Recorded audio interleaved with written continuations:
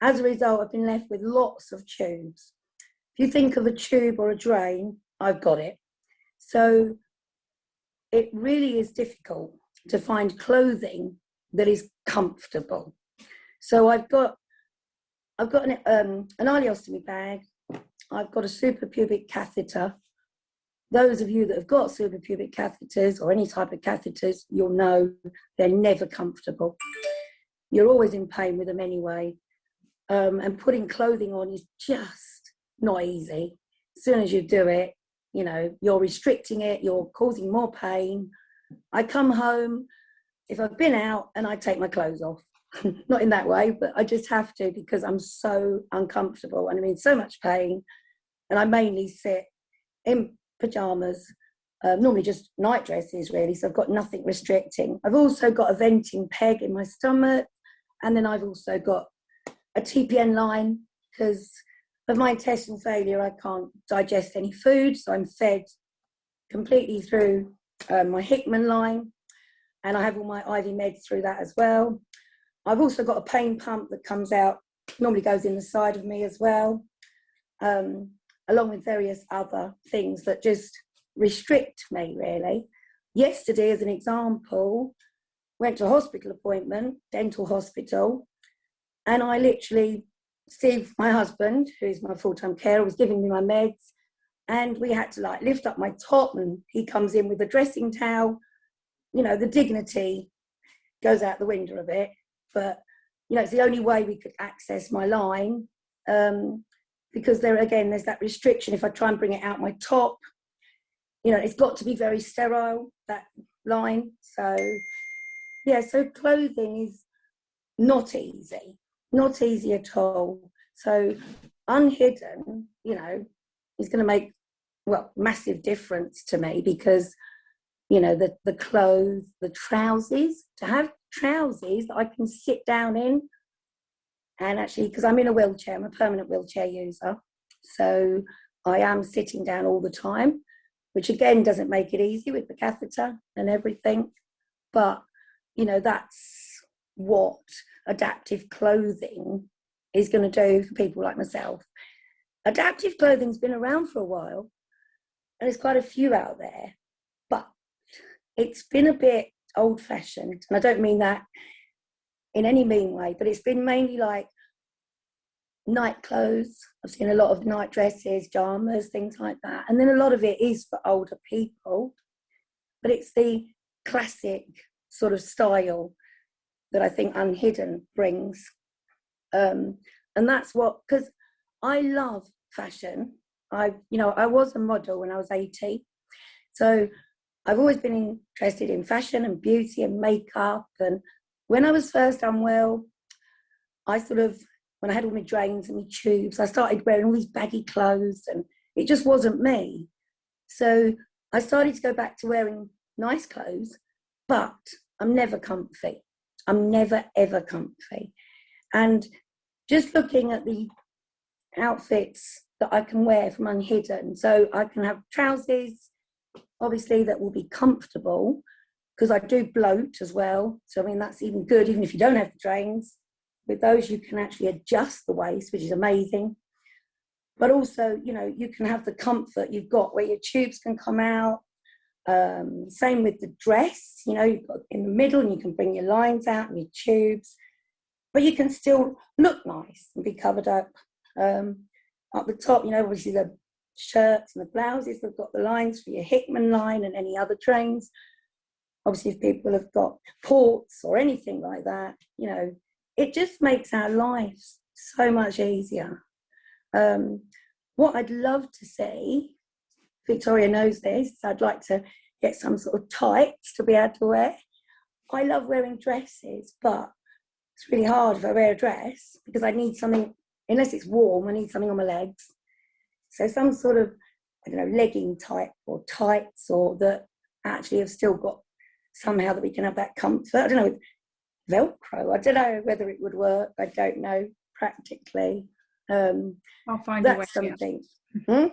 I'll find a way. Yeah, that's something I think would be great. And also just with trousers, I think just different styles of trousers. So like jersey material that's stretchy, so that you can look smart but still be comfy. Maybe even like tracksuit bottoms, like if you want something a bit more casual. So I know some people like to wear casual, but still adapting it, you know. And it's great to have someone like Victoria who actually thinks of it from both sides. So she's a great designer, she's done all that, but she also thinks of it from our side. She lives with disability and chronic illness herself, and so she knows what it's like, and she's met people, and you know, that's what made her start in the first place. And going forward, you know, this is a great journey, and I'm just so privileged to be going forward with you. And I've always been someone that likes to encourage other people. And if I can encourage someone else to sort of feel better about themselves, and, you know, to learn to love the body that they're now in, because a lot of people struggle with that. I did for years, but now I'm confident with my body. And that's what I try and encourage for other people. And I think if we can have the right clothing, then that makes it even easier for us. Gives us the dignity. It gives us that we don't have to worry that something's going to happen to the line, you know, because it's not going to restrict it. It's going to give us all that we need. It's going to give us the access we need. There's so many things. I suppose, as I said, I've got lots of different lines and tubes, so I can represent it for everybody that's got the different lines and tubes. Even if people haven't got lines and drains, it's just with intestinal disorders, Victoria knows herself, you get very uncomfortable, you get bloated, and you don't know what you're going to be like from day to day and from 1 minute to the next. So having something like that you can adjust, for me, is brilliant as well. And I know it will be great for other people as well. Thank you, Leah. Thank you so much. That's so wonderful to have your support on this journey as well. Is, you know, how much I appreciate it. I'm going to go to Ant. There might be time at the end for a Q&A. If anyone does have any questions, please pop them in the chat box. If each speaker could describe themselves, just to reset the room as some new people have come in. If you can describe yourselves when you first speak, just what you look like, just for full accessibility, that would be wonderful. We're now going to speak to Ant, another Unhidden model and brand ambassador, and I'm so thankful that so many of you are here. Thank you. Hi everyone, I'm Ant. I won't lie, I look a mess, if you can describe that. My hair is too long because of COVID. No, I've got well, long brown Lego hair now because I can't get a haircut. I'm a white male and I have an ileostomy because I struggled with ulcerative colitis for 11, 12 years. I had my stoma formed last year and was very fortunate to meet Victoria shortly after and do a photo shoot. And I met so many of you wonderful people here on that day, and it was great fun. I'll be honest, it's been an absolute pleasure getting to know all of you guys, especially Victoria, because this project is just absolutely incredible. There needs to be so much more adaptive fashion on the high street that's freely available to all of us here. There's a few people here that I know on Instagram that I didn't know that would connect through Unhidden, so that's awesome. Yeah, basically it's, you know, there's not enough out there. I have an ileostomy, so I have a bag, a bit like a few others here. As a guy, there's no real fashion anyway, and if you've got a disability, all you can wear is a pair of jeans or just general trousers. So, you know, all the wonderful things Victoria's been doing, you know, adaptive trouser wear, shirts.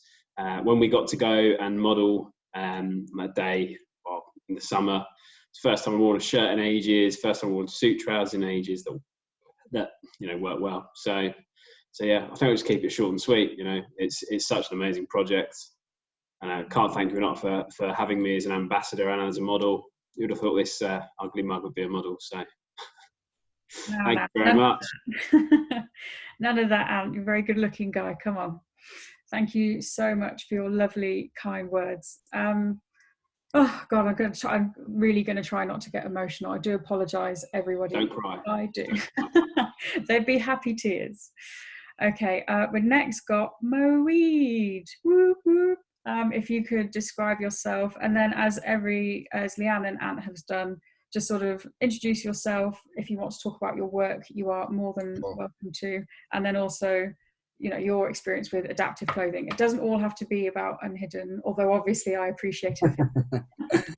Hi everybody. I am wearing a what is this, man? This is my pink and red stripy top.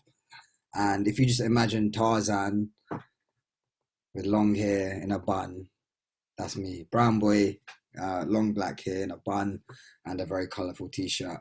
First off, shout out Bruce. I see you working hard there, so thank you for doing what you do. Thank you, Victoria, for inviting me on, and all the other wonderful people on here. In terms of me, I've worked in retail for a long time, so I am quite like into the whole like street style kind of like fashion-y thing. Not evident by what I'm wearing, but still. Yeah, I've got Crohn's disease and I've got a stoma bag. That's why I'm here. So I live with a stoma bag. It was always something that I worried in the back of my mind, you know, how am I going to be able to fit in certain kind of things? At the time, I was wearing very tight trousers, you know, them skinny jeans with the rips in them. I'm sure we went through a phase where we were wearing those. Ridiculously tight. I don't wear them anymore. I only wear baggy, mainly jogging bottoms.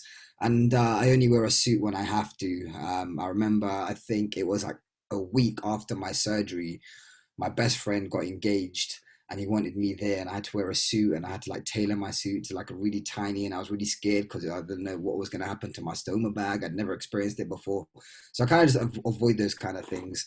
So I went on the shoot with Victoria and her brand Unhidden, and she rocked out these like cool chino style trousers that looked very smart.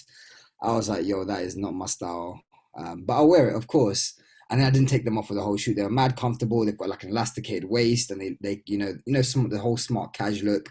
And they're definitely something that I still need to buy. Actually, I keep saying I'm going to buy them. I actually need to go and do that. So yeah. So obviously they work well for me. And you know, there are plenty of other people who, like Leanne said, you know, struggle to find things that suit them because we aren't the what's the word I'm looking for? We aren't the mainstream, you know, we're slightly, you know, alternative, and, you know, these high street fashion brands churn out this fast fashion made for like the generic body type. They don't think about people like us. So, you know, for someone to like dedicate their life, you know, to kind of like help us, you know, we are very grateful for that, Victoria, you know, and you're just a nice person. Do you know what I'm saying? That's why I'm here, you know. I'm not here because I don't like you. I'm here because you're a cool person. I think what you're doing is fantastic. I'm sure I speak for a lot of people on here as well. And I'm anytime you need my help, I've already said I'm more than happy to be there, because you've left a lasting impression on me, and I'm sure on many people. And I believe in you and what you're doing as well, man. I think you're doing a fantastic thing. So I'm just going to keep it short and sweet. I'm happy to be here. I can't wait to rock my Unhidden stuff. And I look forward to, you know, seeing you blossom on your journey. That's me. Mic drop. Boom. Thank you so much, Moeed. Oh God, you're going to make it really difficult not to cry if you all say nice things. I really appreciate that, and thank you. And yes, please do buy a pair of trousers anytime you like. So next up, I just quickly, to anyone new that has come, please describe yourself when I invite you to speak, and please keep in mind the speed of your speech. Bruce is doing an incredible job, but he is going to be sweating if I talk at my usual speed. He's going to have trouble, so please keep that in mind. Next up speaking is the very wonderful Charlie Ann. If you could describe yourself, Charlie, and then what you do, because what you do is incredible as well, and I want to highlight that, Mrs. PhD. And then just talk about your experiences with adaptive fashion and what you need, and we'll all just enjoy listening to you. Thank you. Thank you, Victoria, for inviting me to speak today. My name is Charlie. I am a white woman with very grown out blonde hair. I am wearing a lilac jumper with a necklace and earrings, and I have glasses on. So I am 23. I'm currently a PhD student, so I actually research violence against women. And my thesis is eventually, hopefully, going to lead to a wider research project investigating disabled women's experiences of domestic violence. So, and I'm also a law lecturer. So I've struggled with ill health my entire life. I've been in a wheelchair for just over 6 years now. I live with a condition called Ehlers-Danlos syndrome, which the lovely Leanne has already explained very well. So as she said, it's a connective tissue disorder, which obviously can affect up to 90% of your body. For me, it causes full and partial dislocations, widespread pain, poor healing, autonomic dysfunction, delayed gastric emptying, autonomic reflexia, which causes seizures. And most recently, I've gone into bladder failure, so my bladder has stopped working. So I now have an SBC tube, and I also have dystonia. So my disability has really affected the way that I interact with the fashion industry. So obviously I was very young when I became unwell. Before that, I like to think I was a stylish teenager.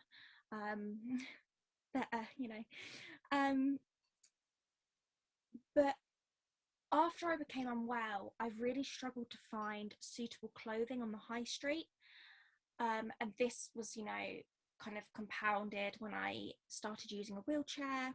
And then especially after my catheter was placed, I kind of didn't know what to wear. There weren't many options, and I was so uncomfortable all the time because clothes aren't made for people sitting in a wheelchair. So often the clothes don't sit properly, the waistbands sit too low, they don't have enough give, sleeves get caught in your wheelchair, edges of jackets get caught in your wheels, so they get absolutely filthy, as you can imagine. Then with my tube, I find it really difficult to find clothing that doesn't restrict the flow of my tube, which is a massive issue because if I get too much urine in my bladder, I then have a seizure. So obviously making sure my tube isn't restricted is a massive, massive thing for me. And then it's obviously making sure the clothing doesn't press on my SBC site and making sure that the clothing has enough give to accommodate my swollen bladder. So, but then I've always felt really fussy, and I felt like, I shouldn't be asking for all these things and I should just put clothes on like other people. And so I just tended, I still do, I just tend to live in floaty dresses really. So there are a couple of things that I'm looking for in particular, and I hope, that these kind of things and these kind of adaptive items become mainstream in the fashion industry. So a massive one for me is adaptive clothing that's suitable for work. So obviously, because of what I do when I teach, and eventually, the more I do go to conferences and things like that, post-COVID, I can't turn up in tracksuit bottoms. So I need clothing that is going to be suitable for a work and a professional environment. And that is something that I think is really unique about Unhidden, because currently, and it's something Leanne mentioned, the majority of the adaptive fashion world, it covers, sometimes casual wear, but often, pajamas and very casual items that aren't designed for people who go to work every day in the nicest way. So then for me, it's also trousers that are cut for people who are sat down all the time. And I know, which I haven't actually tried yet, but your seated trousers are exactly what individuals in wheelchairs need. So then there's also like clothes with hidden support and pockets for tubes. And also an ability to thread your tube outside of clothing to stop it being restricted.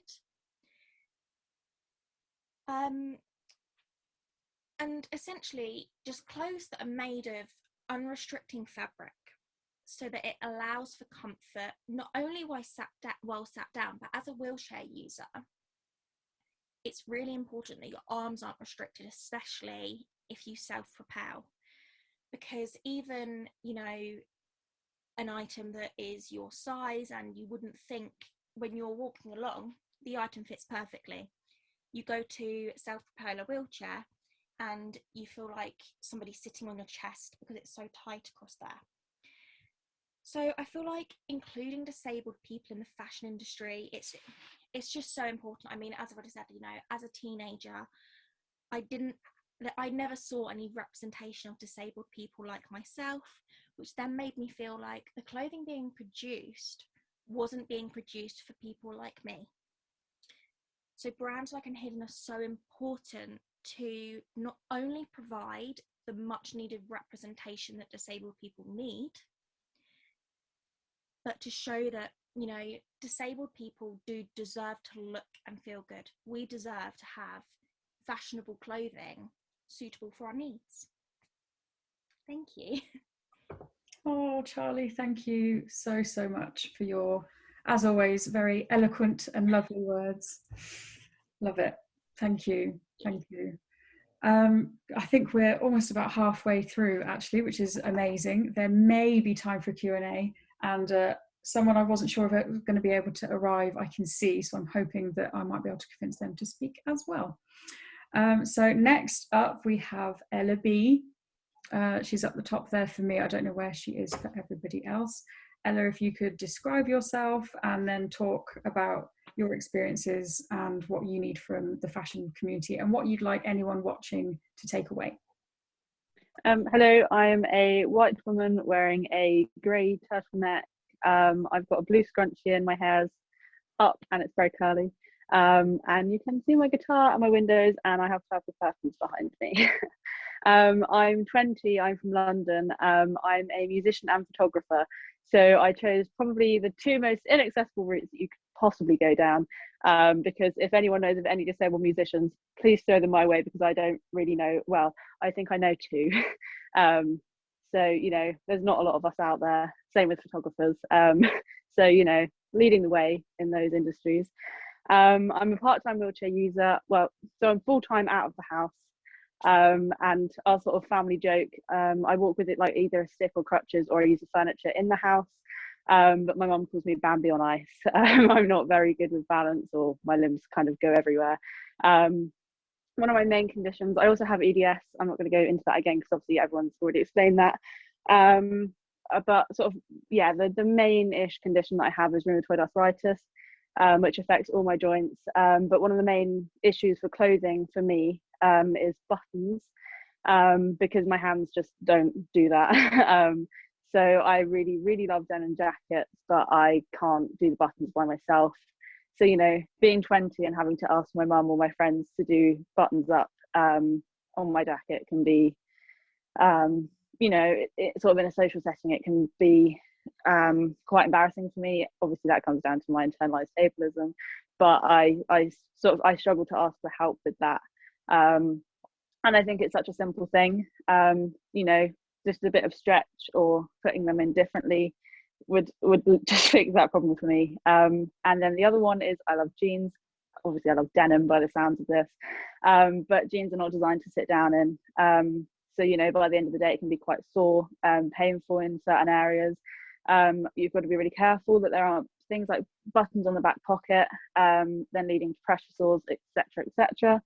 So there's, you know, there's a lot more to sort of take in than people that are just sort of walking around picking the clothes off the shelf and going, yeah, that will do. You know, everything just needs to be double checked before you buy it. And I didn't really know about adaptive clothing before I came across Unhidden. I'd sort of seen the odd media campaign here and there where Nike have made a trainer and this big brand have done this, but for one, they're always so expensive, you know, which is just completely out of reach for most people. And I I find a lot of the big brands are very much there to say, look, we've made adaptive clothing. They don't actually think about it from the disabled person's point of view. It's more of a campaign than anything else. So when I found Unhidden, I was like, oh my God, you know, Victoria is speaking for us. You know, it's not just look at what I'm doing. It's what do you need? I'm going to make it for you. You know, I'm going to do everything I can to make these clothes comfortable for you. I'm going to listen to you. I'm going to do what you need, not what I need, to make myself look good. So, you know, I'm so proud to be a part of the Unhidden family, and I can't wait to see where it goes in the future. Thank you, Ella. That was so lovely. Oh, gosh, I'm determined not to shed a tear, but you nearly had me there. Thank you so, so much. And now I've written denim jackets down, so I've put that on board. We do have magnets that are coming as an option into the shirts, and the hope with this Kickstarter campaign is to be able to design outerwear, which is you know, sort of the next stage of what I want to do, as well as jersey trousers, as Leanne mentioned. And there's even someone joining us hopefully soon that we've been speaking about doing swimwear. So there are, all options are on the table, but as you know, I'm only one person for now, so until I have a bit of funding and a bit of help, growth will be a bit slower, but that's okay. It gives me more time to do research. Next up to speak is the very wonderful Beck, who I have actually not met in real life. We've become friends over Instagram, and I'm a huge fan of her advocating and everything that she does. She's really stepping into an awesome space with it now. And I'm so happy that you're here and that you can speak to everybody. So if you could introduce yourself and what you do and a bit of your journey. Thank you. Yeah, hello everyone. I'm Beck. I'm white, female with blonde, longish hair.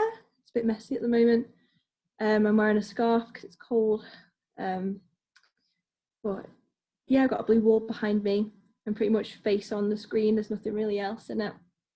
So yeah, hello, I'm Beck. I'm 30, seems mad. I've got a stoma bag because I was diagnosed with ulcerative colitis when I was 18. I've just hit my 10-year stomaversary yesterday, so I've had my stoma now for 10 years, which again blows my mind. I can't believe it's been that long. I did have a temporary bag for 8 of those years, and then I had surgery September 2019 to make it permanent and to move my stoma to the other side of my tummy. And yeah, basically I have my Instagram now and share what I do now, because when I was 20, being told that I needed a stoma bag, I didn't know what one was. It was quite scary, you know, having a doctor to say you're going to need one of these. And whenever I asked anybody, they explained, oh, elderly people have them, where, you know, it's quite evident that not all old people have stoma bags. There's quite a lot of young ones out there. So I feel like what I share and what parts of my life I share is something that I needed back when I was 20, going through having a bag and, you know, navigating life with one, you know, starting a job and meeting new people. And like, I think if I had seen somebody like me now, I probably it would have taken a lot less time to navigate and find my way. I think it took around 4 years before I even kind of wore a bikini. Even for myself, like, I always hid it. I wore baggy clothes and things, and being a tomboy kind of helped, because I just bought men's clothes or, you know, women's sports clothes, which, you know, have the elasticated waist on joggers and things like that. I wouldn't go near jeans or anything, because I just thought that you could just see it more than anything, like, because I knew it was there all the time. I thought other people could also see it. So it took a while for me to pluck up the courage to like buy jeans, wear fitted dresses, you know, buy underwear I wanted for myself and things like that. So I just think you know, there's all these incredible people on Instagram. It's an incredible community. And, you know, if I'd have seen them as well, if I knew about those people too, then I would think I would have had a much easier time coming to terms with, you know, being 20 with a stoma bag. Because at the time I just thought that was it. I was going to lose my partner, lose my friends. You know, people wouldn't want to be my friend because I thought that I'd smell, and quite clearly we don't. So yeah, lots of things that I think would have helped me back then, which is basically why I do what I do now. And you're amazing at it. Thank you so much for coming and sharing that. I will try and put everybody's account details in any follow-up emails. I do share all of these guys on social media quite routinely, and I will be putting links in the chat at the end.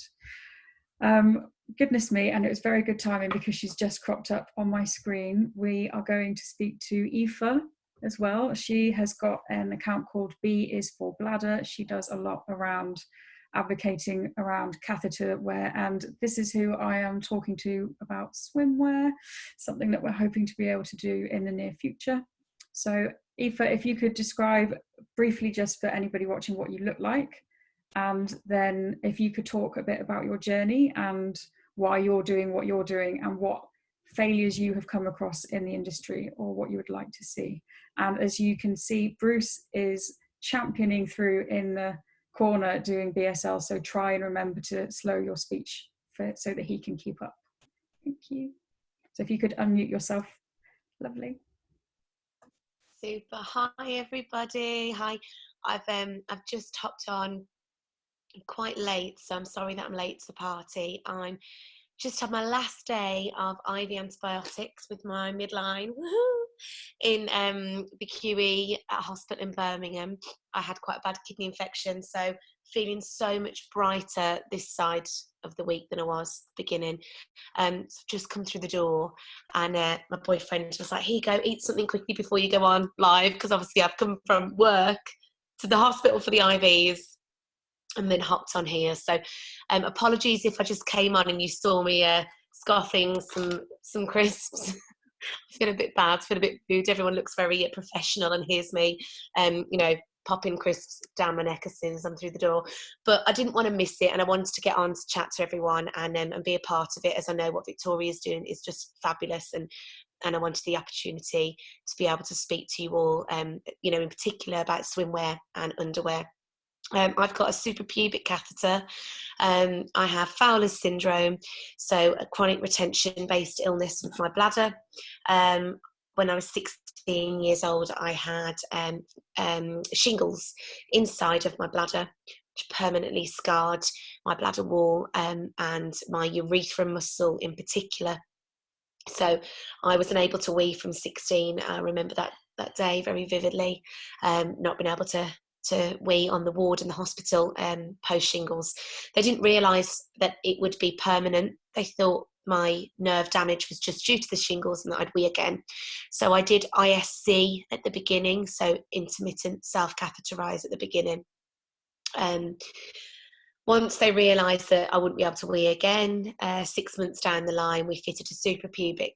And I've always sort of bounced back to that option, even now, I think I'm 11 and a bit years down the line since I've actually weed naturally. I've had lots of different surgeries. I had a mitrophanol fitted, which is bladder augmentation, when they create a channel to your belly button. You catheterise through your belly button. That failed. I had several revisions of that. It didn't work. I had sacral nerve stimulators fitted. They didn't work. So when everything hasn't worked, I've always gone back to my suprapubic. So it's sort of the old faithful for me that it's like my frenemy. I hate it and I love it. And it's sort of like the best out of the bad bunch, really. I think long term we might go down the route of a urostomy, complete bladder removal. But I do have a neo bladder right now. So about 5 years ago, when they did the mitrophanol, they created a bladder made out of part bowel. So my bladder is part bowel, and I have my suprapubic that goes into that now. So right on my bikini line, sort of where your knickers and your bikini sit, there's a whole suprapubic comes out of there, and it tucks away into my knickers quite neatly. Although it tucks in quite neatly and you can't see it if you're wearing loose fitting clothing, for me, intimacy has always been a bit of an issue, and being diagnosed with this at quite a young age, a bit like what Rebecca was saying there, I sort of caught you mid-conversation, Rebecca, but everything you were saying, I was nodding along because it just really resounded with me of like growing up and having no one my age to talk to about could I have sex? What would it look in a bikini? If I've got my bag on the end of it and the bag fills, will it show in clothing? Will I be able to work with it, exercise with it? I'm a full-time primary school teacher now, so I can vouch for that you can work with it. I mean, you know, I have days when that's not okay, and I have to have a day or two at home and recoup from procedures or infections. But all of this week, my work has been great. I've gone in with long sleeve tops so children can't see my little gadget, and you know, I've gone home and had my IVs from the hospital in the evening. I wear workwear, mainly tights for me are the best thing to hide my catheter, and a dress or a skirt over the top. If I have a leakage, I try and run to the loo and sort that out at work, or if that's on a day out with the girls, I'll always put a spare outfit in my bag, and knickers and stuff like that included. But main thing, as I previously mentioned, for me is finding good underwear that I feel good in, that doesn't show my catheter or my bag, or makes it as invisible as possible. And along that theme would be, you know, swimwear as well. I found it particularly hard on holidays, trying to disguise my catheter or my bag. And I found that, you know, I've received some comments of some very ignorant people at times about, oh, you know, as if you'd wear a bikini with that, you know, wouldn't you just wear a swimming costume and try and hide it? You know, and I think I was like 18, 19 years old when that comment was said to me. And luckily enough, I was quite resilient and bounced back and carried on thinking, oh, whatever, I'm still going to wear my bikini. But for someone else, I think that would really knock them 10 feet back. And, you know, I think if we could have some more adaptive swimwear and underwear that could help to disguise the catheter or the bag, it might help somebody who has a bag or catheter to feel that bit more normal, so to speak. I feel like I'm singing from a similar hymn sheet from those that have a urostomy or an ileostomy, or you know, something for bowel, because we're all talking about something situated in a similar place, low down in our abdomen, that fills outwards, whether that be for wee, you know, or poo, for bowel or bladder. So I think that, you know, we need something in the way of underwear that is adaptive, or more adaptive options for those with catheters and bags for bowel or bladder. So I'm all for making changes when it comes to adaptive underwear and swimwear in particular. I think that, like Rebecca was saying, you get used to wearing sort of joggers and loose fitting things, and that's become the norm now. Like, you know, I wouldn't wear anything too tight because you'll see my catheter, especially if I've got a bag on the end and it fills out. But I think that there's one time that you want to feel your most confident, and that's when you are semi-naked on a beach, or, you know, getting intimate with a partner at home. And I think I'm 28 now, and I can kind of embrace it a bit more than I could when I was 16, 17. But if I had underwear at 16, 17 that made me feel that bit more confident, you know, or even getting a bit older into my early 20s, 21, 22, when you're going on girls' holidays, or you are in relationships and all of that is such, you know, having sex is new to you. I think having underwear that disguises your hidden disability, your tubes and your bags, can make you feel more confident within those intimate, you know, times. Absolutely, Aoife. Thank you so much. We are going to hear shortly from someone who does design lingerie, which is very exciting. I did want to pop in and just say quickly, if Bonnie, if you are prepared to speak, I would love to hear from you, because I have missed you. She's been very unwell. She's been in ICU round the corner from me. It's fine if you don't want to join in. I know she's speaking to Bruce. I don't understand sign language.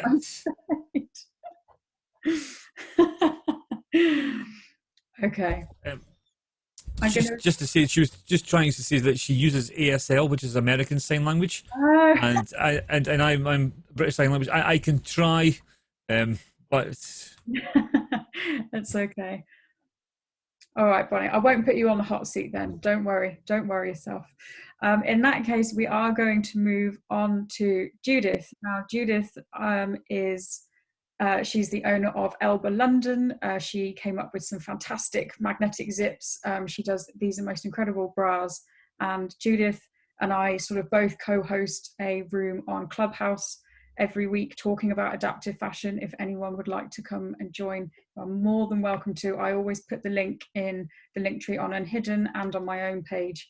And I'm hoping to make it a very permanent thing. It is weekly. So Judith, if you could describe yourself briefly as an audio description of yourself, and then tell us a bit about your journey and what you've done with Elba London, that would be amazing. And I will unfortunately have to dive in after about 5 minutes just to wrap everything up and thank everyone for being here and talk quickly about the Kickstarter again. So thank you. Hi Victoria. Hi everybody. Big congratulations, and Unhidden's amazing. So that's the first most important thing I wanted to say, because I know the amount of work this girl has put in is just unreal. And you are the warmest, most caring, sharing person. Really, I cannot congratulate you enough on that. So that is really my main point of being here. I am the founder of Elba London. I'm not the designer. I am not a lingerie designer, but I am very passionate about disability fashion and the adaptive space. I have a son that has learning disabilities. He has a Down syndrome. So I've always been very conscious of fashion style for anybody with a disability, whether that's learning or physical. So yeah, I came into the lingerie space mainly through arthritis. So I'm a bit more around the dexterity, but of course now I'm more involved in it. I'm getting far more ideas. So we have a fastener, yes, which is a magnetic fastener, which is kind of unique because it's very secure. So it has a locking mechanism, but it has the ease of opening and closing.